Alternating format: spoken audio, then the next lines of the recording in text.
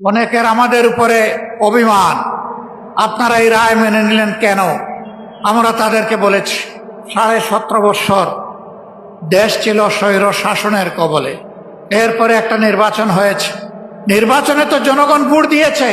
নির্বাচনের আগে তো বাসে, গাড়িতে, লঞ্চে, রাস্তাঘাটে, রাজপথে সব জায়গায় একই আওয়াজ উঠেছিল, দাঁড়িপাল্লা, দাঁড়িপাল্লা। একদিনে 2টো ভোট হয়েছে, একটি সংসদ সদস্য হিসাবে নির্বাচনের ভোট, আরেকটি সংস্কার পরিষদের সদস্য হিসাবে গণভোট। আমাদের অবস্থান সুদৃঢ় ছিল, আমাদের মার্কা এবং গণভোটে হায়ের পক্ষে। বর্তমান সরকারি দল প্রথমে হায়ের পক্ষে ছিল না, তারা চুপ ছিল, নীরবে নীরবে তারা নায়ের পক্ষে ক্যাম্পেইন করেছিল। এরপরে জনরোষের মুখে পড়ে তাদের নেতাও কমপক্ষে একবার শহীদ আবু সাইদের এলাকায় গিয়ে বলতে বাধ্য হয়েছিলেন, 12 তারিখ 2টি ভোট, একটা গণভোট আর একটা জাতীয় সংসদের ভোট, আপনারা গণভোটে হাতে ভোট দেবেন। আউয়াল ওয়াস্তে আখের একবারই তিনি বলেছেন, কিন্তু তিনি তো সেই দলটির নেতা। বর্তমানে সংসদে তিনি হচ্ছেন সংসদ নেতা, প্রধানমন্ত্রী, সরকারের প্রধান, বাংলাদেশের প্রধান নির্বাহী। তিনি এই যে বললেন কথাটা, সেই গণভোটে যে 66.8% মানুষ ভোট দিল, 66.8%, তাদের ভোটের মূল্যটা তিনি কি দিলেন?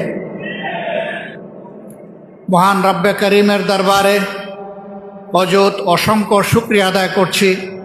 পবিত্র এই জুমাবারে আল্লাহ তাআলা প্রিয় নারায়ণগঞ্জবাসীর সামনে, আমার সহকর্মীদের সামনে আমাকে এবং আমাদের সহকর্মী নেতৃবৃন্দকে হাজির হওয়ার তৌফিক দিয়েছেন, আলহামদুলিল্লাহ।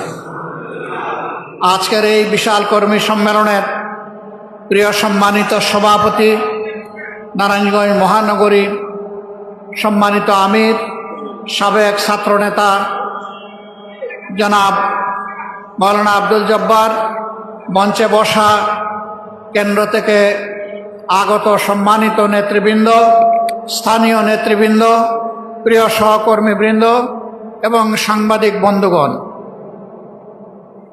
জুমাবার একটু পরে ইনশাআল্লাহ আজান আমরা শুনব, মসজিদের দিকে আমরা রওনা করব। অল্প কয়েকটি কথা বলেই আজকে বিদায় নিতে চাই।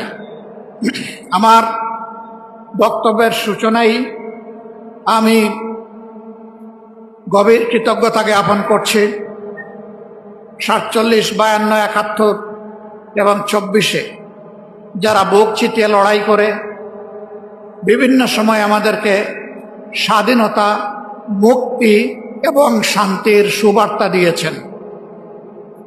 বিশেষ করে 24-এ যারা লড়াই করে শহীদ হয়েছেন, আমি সেই শহীদ পরিবারগুলোর প্রতি গভীর কৃতজ্ঞতা জ্ঞাপন করছি এবং আল্লাহর দরবারে মকবুল শহীদ হিসাবে এই সমস্ত শহীদদেরকে গ্রহণ করার জন্য আরজ করছি।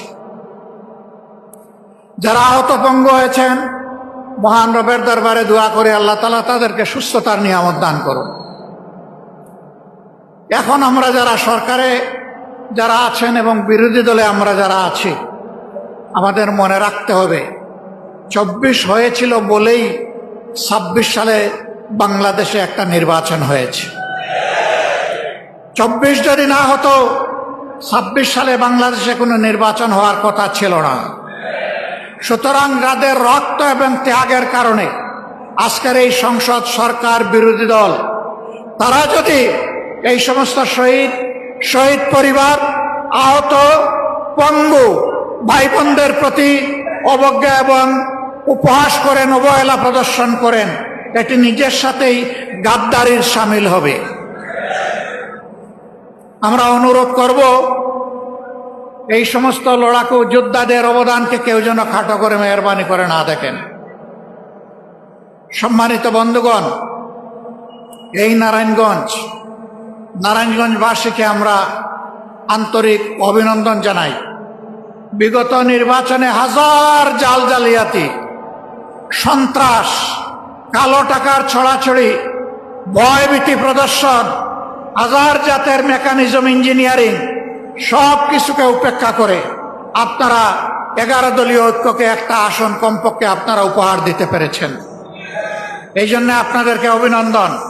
আমরা বিশ্বাস করি নির্বাচন যেভাবে সুষ্ঠু হয়েছিল তার ভোট গণনা এবং রেজাল্ট যদি ফলাফল যদি সেইভাবে সুষ্ঠু হতো, অন্য আসনটিতেও অবশ্যই জোটের বিজয় হতো। হ্যাঁ, বিজয় ছিনতাই করে নেওয়া হয়েছে। আমার সম্মানিত সহকর্মী উদাহরণ দিয়েই বলেছেন কিভাবে নেওয়া হয়েছে এবং কারা এর রাজ সাক্ষী। তারপরেও কেন আমরা এই রায় মেনে নিলাম?